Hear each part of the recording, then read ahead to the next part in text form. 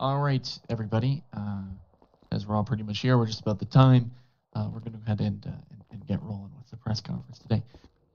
As many of you know, my name is Lieutenant Kuznetsov. I'm one of the lieutenants that works around MRPD here, so I'd like to welcome you back again for another press conference. Thank you so much for attending, especially on such short notice, so I appreciate you guys making the time to come down here and, get the information to the public. Okay, before we get going here, I just want to make a couple things clear. I want things, today to proceed very orderly. There is going to be a time for questions at the end.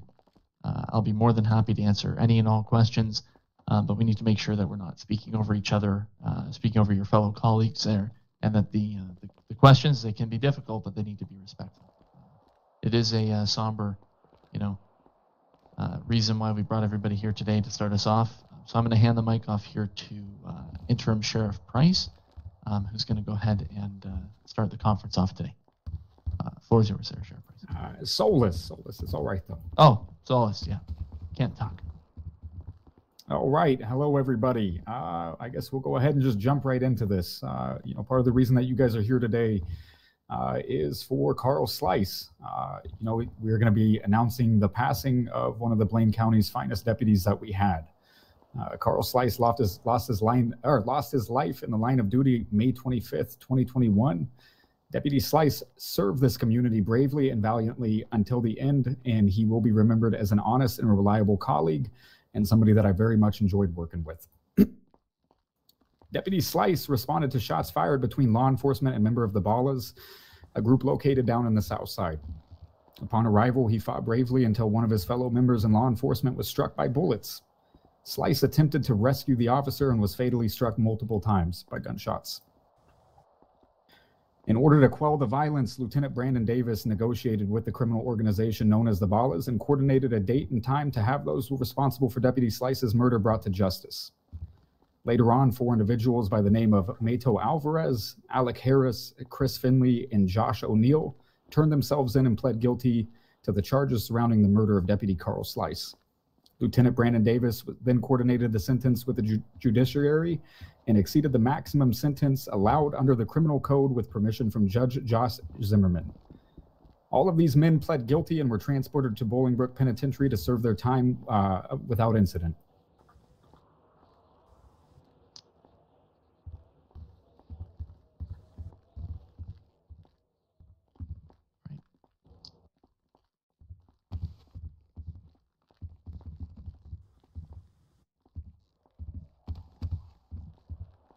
Okay. All right. Now for the next reason why we've had the press conference here today. As as many of you are aware, there's an event here that I need to bring to the attention of the public here. Some of you may be aware of some heightened tensions in the cities over the last few days, and we are prepared to release an official statement. Of course, the LSPD and the Blaine County Sheriff's Office are completely focused on transparency, and we want to ensure that the public is kept informed of these events. Some of you may know former Deputy Robert Martindale was issued a suspension yesterday on the 26th in regard to his role with the above situation where there was an officer-involved shooting and a death in the line of duty. Later on, Robert Martindale broke into the armory and stole 4 Class 2 firearms. This is absolutely contrary to any policy or procedure of the LSPD or the BCSO, and it is also against the law. He then fled the station, of course. Lieutenant Davis and at the time, Lieutenant Solis, now Interim Sheriff Solis, identified that Robert Martindale was the suspect and confirmed that information through our internal logging system. Of course, Robert Martindale was terminated as an employee of the Blaine County Sheriff's Office. To give you some backstory here, over the last few weeks, Robert Martindale has had various run-ins with the Ballas street gang organization, and they've become increasingly violent. They had threatened to target him, and at this time we believe that was the motive for him to steal these firearms. But in order to prevent any violence, officers from the LSPD and Blaine County Sheriff's Office put themselves in harm's way and stationed themselves on Grove Street for over 6 hours last night to ensure that Robert Martindale did not attempt to use any of these firearms against members of the public. There are many claims circulating on Twitter that say that law enforcement did nothing to locate Martindale or did nothing to preserve the peace. They are all categorically incorrect. The LSPD and the Blaine County Sheriff's Office engaged in a joint operation to ensure public safety, locate Martindale, and locate the firearms in question. I can confirm to the public that later that evening, technically very early this morning, Martindale was chased to Mission Road Police Department by members of the Ballas and was taken into custody by myself, Interim Sheriff Solis, and then Sergeant, now Lieutenant Emily Taylor. At this time, he remains in police custody, awaiting to be formally charged. I will say this to all members of the public. Some of the firearms that were stolen have been recovered. However, there are a few that remain outstanding. We ask all citizens to remain extremely vigilant and assist law enforcement in locating these dangerous weapons. The law enforcement agencies of San Andreas are working absolutely, and I stress this, diligently to locate these weapons and prosecute the people responsible. Reflecting on this whole situation, I can recognize how some might look at this and say one bad apple can ruin the bunch. However, I stand here before you steadfast to inform you that the BCSO and the LSPD remain pillars of justice. The actions of one individual cannot define every officer or deputy that dons the badge. Just as officers do not treat all civilians as criminals, we hope to receive the same in return. The bad apple in this case, Robert Martindale, has been arrested, will face justice for his actions. We humbly ask the public's support as we navigate these waters and continue to strive for excellence. At this time, we're going to open the floor up to some questions. Any questions about Officer Slice can be directed to Interim Sheriff Solis beside me here. Any questions regarding the Martindale situation can be directed towards myself. So if you would like to ask a question, just specify who it is you're asking it to. Go ahead and ask the question and we can get going. Travis Ray, CNT News. One question for both of you. First, regarding Lieutenant Slice. Deputy Slice. Deputy, excuse me. Will there be a public memorial service or celebration of life for Mr. Slice, or is that going to be a private affair with his family? I can answer this myself. Yeah, go for it. Yeah, at the moment I'm currently talking with his out-of-county next of kin. We're trying to sort out on if you would prefer a private affair or a public affair. If you remember, when we did organize Lieutenant Schmidt's funeral, it was a public affair. We will have to see his family's intentions, and the public will be made aware. If it is a public funeral, if the members of the public will be allowed to attend. All right. And question two, regarding the Martindale situation. CNT News earlier today has been in talks with sources that say the Martindale put out bounty on members of the Ballers. Can you confirm or deny that this actually happened? At this point in time, while we're still working through the investigation to getting the charges laid, I'm not sure if I can comment one way or the other regarding the specifics pertaining to if that happened or if it did not happen. Yeah, one bottle radio one over here. Yes, one. Question for Chris Solis actually about the Slice case. I was wondering if the violent perpetrators of this act had previous felonies, and if so, why were they allowed to negotiate a plea deal for murdering an officer? I'm sure the public would have liked to see them face court and, get a sentence handed down from the court of law, not a district attorney. Well, if people plead guilty to the charges that they're faced, there's not going to be any court date or procedures that go through that way. All of these individuals pleaded guilty to the crimes that they had committed, therefore resulting in the sentence that we gave through the penal code following the justice system. Tex Lawson, Clout Magazine. Question about the firearms. What should members of the public look for with Class 2 firearms? What distinguishes these weapons from guns that can be purchased at any ammunition? And what do people need to be looking for to aid the police in finding these? Yeah, of course. Listen, these weapons, they shoot, they can shoot rapid fire, fully automatic. We're not asking any of the members of the public to try to approach anybody that might have these weapons. You need to contact the police if you think you have information that could lead to something. But of course, you need to look out for automatic weapon fire, rapid fire. Many shots going off in a very short period of time could all be indicators that there are Class 2 weapons in the area. So if members of the public hear rapid fire, they should call 911? Of course. Just like under any circumstances, if they hear a lot of bullets going off, we would always recommend they call the police.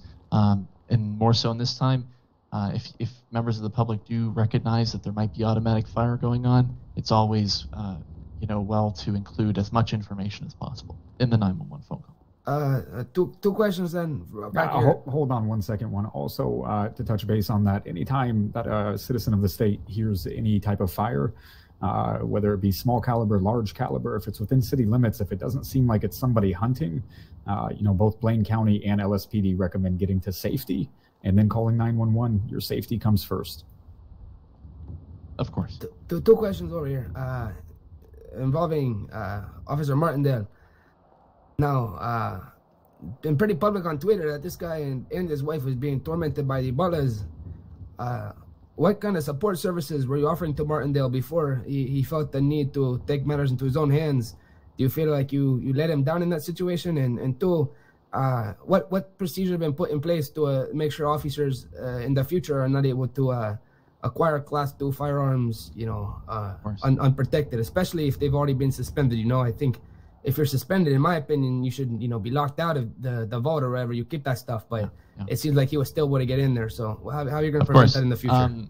To answer your first question there about, if we feel blameworthy, listen, we offer the same support to every single officer. We have a great command team that's always willing to have a conversation with people. All of our officers and deputies are aware that we're here for them. I can't sit here and say if somebody acts completely outside of policy and completely against the law, I can't. It's a difficult situation to approach. Moving forward, to answer your second question, we've improved our security features in order to obtain these weapons, and we don't anticipate being an issue at all moving forward. Obviously, I can't speak in totality, but we have made significant strides in a short period of time to enhance our security. Yo, Cody Long, Smoke on the Water News. In what way have you improved these security measures? Mr. Long, it would be sort of difficult to explain.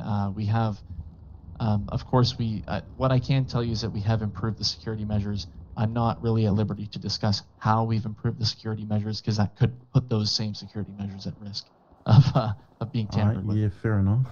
Travis Rice, CNT. Was there any close working relationship between Officer Martindale and Deputy Slice? Was Martindale the person Slice went to save, then ended up giving his life for? Most of the deputies and officers here are all very close. We spend more time with each other than we do with our families. So yes, Martindale was close with Deputy Karl Slice. But at the end of the day, anytime we lose somebody, especially an officer, it's very hard on us, just like losing a family member. Yes, I was just trying to, were they working as partners? Did they train together? Is there any kind of relationship that maybe Martindale is acting out in retaliation because of the loss of a friend, or taking it especially hard? It would be, obviously it'd be difficult for us to comment on that. We have many officers, right, and deputies. It's difficult for us to get an exact determination on who hangs out with who, who's friends with who. What I can say is that they were colleagues. That's, they worked in the same department. I'm sure they did interact with each other at some point, but it's difficult for me to answer on if they were colleagues, partners, things like that. Understood. Thanks, Lawson. First of all, this question is to both of you, if possible. I'd like to start by offering my condolences for your loss. Right now, between Martindale, the Go Postal shootings last night and protests, and now the fact that there are Class 2 weapons on the street, there is a definite feeling of escalation for many civilian members of the public. What is the police department doing in order to address this and de-escalate the violence in the city on all sides? Of course. Listen, de-escalation is one of our very important to both agencies. I think I can also speak for the Blaine County Sheriff's Office in that regard. We're working diligently with the community partners, with members of the community, with our command staff that we have here and in the county to, if you want to call it, to parlay, to make sure we're hearing what each other's saying and trying to come to conclusions that would, maximize public safety. In terms of physical things that we're doing, we're carrying on. We're still getting our officers out there. We're still focused on community-oriented policing, and we're still preserving the peace here in the city, even in these difficult and challenging times. Thank you. Harry Kennedy with Weazel News. This is just to either of you. The stolen weapons. Are there any leads, by any chance, that the police departments are pursuing at this time? Yes, we do have multiple leads right now that we are pursuing. I know somebody next, of course, is going to ask the question, what are those leads? I, of course, will preemptively inform you. I can't share any information about the leads, but I will tell you that there's many officers working around the clock to make progression in this case here, and we have made some progression. Okay, thank you. Travis Rice, CMT News again. Were among the guns taken, there were reports of some SMGs and long guns. Can you confirm that these were weapons that you lost possession of, or was that reporting to myself earlier in error? No, at this time we are looking at two different types of weapons being taken, and there are some that have been located. There are some that are still outstanding, and for the sake of the investigation, it wouldn't be appropriate for me to share exactly which are outstanding and which are currently have been taken or reclaimed. But I can ensure that there are what weapons. was taken, at least? Right now, I think we need to work through the investigation. When that information becomes, better, defined, we'd be more than willing to disclose that information with the public. But for now, we're such at a preliminary stage with that. We're looking to just focus on the investigation. Radio 1 over here, Juan Pablo de la Rosa. Twitter has been blowing up with threats to not only Mr. Martindale, but his wife. Can you speak to any danger she is in and what steps you are taking to protect her? Probably more steps than you took to protect Deputy Slice. No, he did not just say that. Okay, Juan, I'm going to have to ask you to leave Mission Row PD. Can one of the officers in the back please escort Juan Pablo out, please? Go on. I don't answer the question. I will answer the question now. After Mr. Juan Pablo's. He said how. Let me go ahead and answer the question about the public safety. It's a valid question. Like I said, guys, we need to remain professional and respectful. That's beyond. We have friends, family of Juan here in the building, or sorry, of Deputy Slice in the building. That's completely inappropriate. What I will say about what we're doing, we're working diligently to solve the case, to work with the community partners. He's trying to get a reaction, and it just about and happened. we will be trying our absolute best to keep all members of the public safe during this time. Yo. Sorry, is there a question over there? It was, Juan, yeah. Or Juan. Hey, can I ask a question? Yeah, go ahead. Yeah, I'm with Tom Pope News. I'm just wondering. You said that you know where you've got some weapons in possession. I was just wondering, have you got any idea where the other two weapons are? So similarly to the question about if we have any leads, we are working a few different angles on locating these firearms. Obviously, if we knew exactly where the weapons were, there would be no investigation at all. But what I can inform the public is that we're working around the clock to locate the weapons, and we've made some strides in the case such far. All right, appreciate that, mate. Question for Mr. Solis. Oh, sorry, go ahead, please. Yeah, Samoy for Rebel Radio. You said that numbers of weapons were stolen, but there was only one man stealing all of these weapons. Do you have anything to believe that he might not be working alone? He might have an organization backing him up of some sort? At this time, we're sort of, it's difficult to release the information on if we think he's working alone. Obviously, as you're aware, Robert is in custody, pending his charges. So, of course, the weapons are somewhere. We're unsure on if they're in possession of another person, if they're locked up in another location. But when we get more information, we will be more than willing to share that information with the public. Thank you. Hey, can I do a couple of questions here? The first one I've got is just to any of you.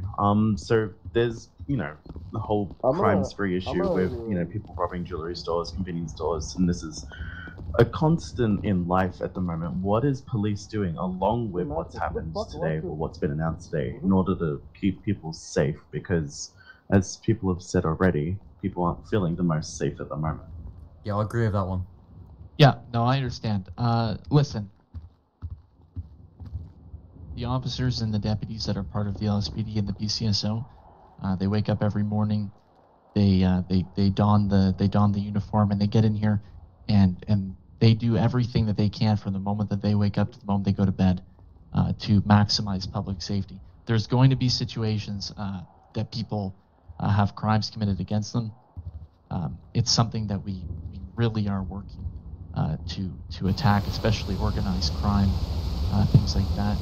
But I can assure the public that there is an excellent group of officers at both the Blaine County Sheriff's Office and the Los Santos Police Department that are working around the clock to make sure that the public is protected. Travis Rice, CMT. These weapons that the Class 2 weapons.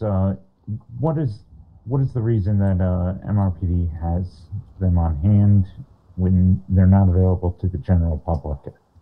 Yeah. I mean, of course, as the law enforcement entity of the state, there's a variety of situations that would require weapons. Of course, right? You could talk situations from, maybe even an all-out invasion, even though that sounds extreme, to criminals that could manufacture, maneuver guns that could fire very similarly to these type of weapons that were stolen.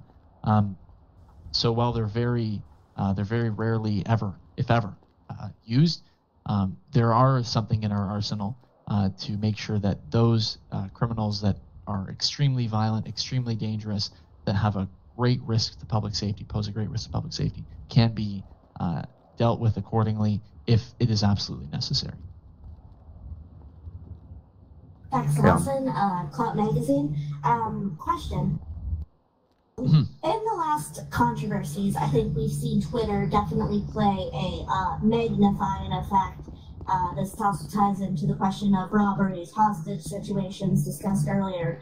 Right now, obviously, these press conferences are a fantastic start, but the public are looking for ways to express their dissatisfaction. As a representative of the police force, how do you intend to interface with the public? And let's say I'm a civilian who's just furious. What do you recommend I do? I can take this one, George. Yeah. If you're feeling any emotions towards things that are happening within PD or within the city itself, and you feel like expressing those emotions after this press conference, you're more than welcome to take down my phone number, and I'd be happy to help any way that I can. I think that most of our officers here that you'll see inside this state, they're all pretty kind people. We're more than happy to help out any way we can. If you have ideas that you want to run past us, please feel free to come talk with us. All you got to do is come down to the station, ask for an officer, either a supervisor, lieutenant, sheriff, chief deputy, whoever it is, and we'll be more than happy to assist and help any way we can.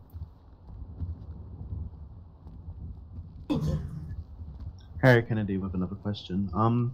You said in your earlier statement that the Martindale was being chased by the ballers before being taken into custody here at MRPD. Is there a working theory on why he was being chased?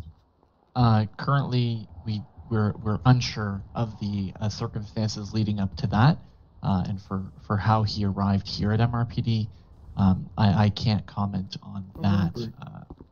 We do not have a working theory at the moment. Travis Ray, have you been in, according to some Ballers members who have been quite candid with myself, I believe it started with a situation where Officer Martindale was writing reports in his car while parked on one of the members' driveways off Grove Street. Was there any incident report of this? Because this seems like inappropriate behavior for an officer to park in on private property and write reports, especially when there's a perfectly good gas station right there that I'm pretty sure has been frequently targeted by people looking to rob it, and probably wouldn't benefit from having cops sitting there just writing up his reports. So there's a lot of things that happened that day. We're aware of what happened leading up to the events that transpired. I was personally made aware of that fact, and that was one of the leading causes that led to his immediate suspension while we investigated the situation. Yo, Cody Long. So, did Officer Martindale have any previous breaches of police code of conduct or any red flags? Or did he just seem like a typical law-abiding law enforcement officer without any breaches or anything? Listen, you spend a lot of time with these people every day, and Martindale, in my eyes, was always a good deputy up until that point. You never know what's going to happen, and he never broke any of the SOPs that we followed. He was always a good officer up until that point. But it's sad to see any way of life when things happen. It's not easy to see happen, especially somebody like Martindale. At the end of the day, he made the choices that he made. And to answer your question shortly, no, there was not any visual representation that he would be conducting himself in that manner. All right, cool. Travis Ray again. Was this obviously with the recent spike in crime in the city, obviously you're all very working hard and putting in a lot of long hours. Would this incident give pause to you to reevaluate how many hours you're asking the cops to come in and work, and perhaps maybe give them some more time off to get to go out in the community and interact with the people when they're not in uniform? Of course. Listen, officers are not mandated here at the LSPD or the BCSO. They have the freedom to do what they think is right in that regard that you're talking about, Mr. Ray. And of course, yeah. But would that be a situation where maybe that should be evaluated, and maybe a supervisor should say you need to take some time off? Anytime that we sense that something's going wrong or that somebody needs to take time off, we will let them know that. We've done that in the past. We're very, very adamant about people taking time off and spending time within the community, not only for their own sanity, but also to get to know the community, because at the end of the day, when they put that badge on and when they put their vest on, they're here to protect you. And we want them to know you guys, understand who you are, and have good rapport with you. Yeah.